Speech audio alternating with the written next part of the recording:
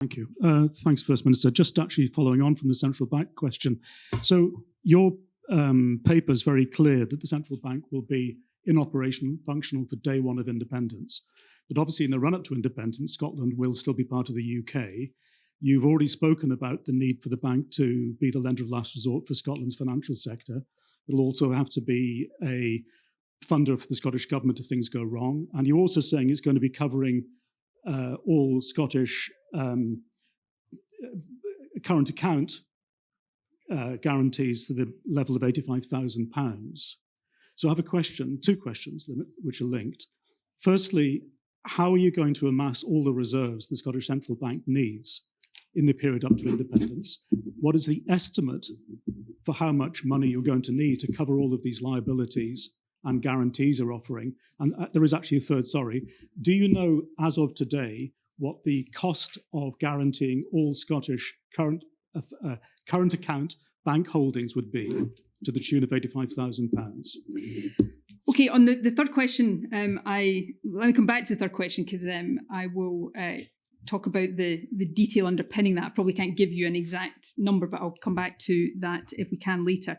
On the issue, so as you see in the paper, we set out two phases towards establishing a Scottish currency. In phase one, when we are using sterling, the central bank will not require foreign exchange reserves, but it will require sterling reserves to smooth the payment system, short-term liquidity, the lender of last resort for financial institutions. And that will bring me back to your third question shortly.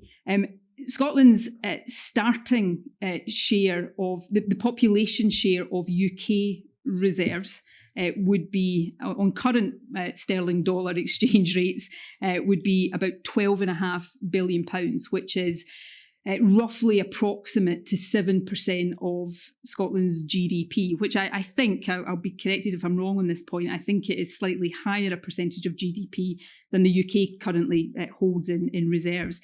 So that would give the central bank in that initial phase a sterling reserve stock. As we move into a Scottish pound, the bank would also require foreign exchange reserves.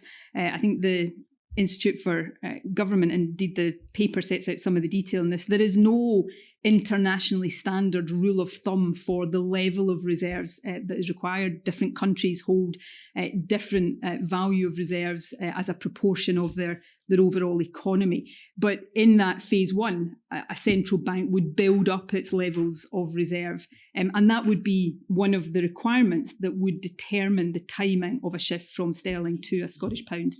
Sorry. Yes, when we become independent and you start we would start to establish the central bank after a vote for independence, so effectively in the transition period, so that it was operational on day one of independence. Your third question, which I think the paper goes into a little bit of detail about this.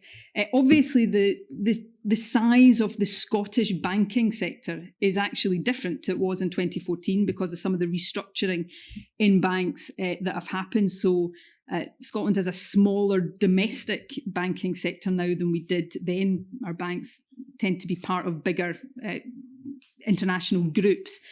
Also, the international regulations for the capital that banks need to hold to mitigate themselves against any financial distress that they get into, the Basel II regulations, which we would require banks here to deal with. So effectively what I'm saying is I don't necessarily think it is the right way of looking at this to say that a central bank in any country would need reserves for the totality of the value of its banking sector.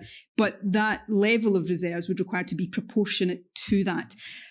If we are able to give you a figure for the precise question there, we'll get back to you later on. But I think it is a bit more complex, as the paper sets out, than just that key number.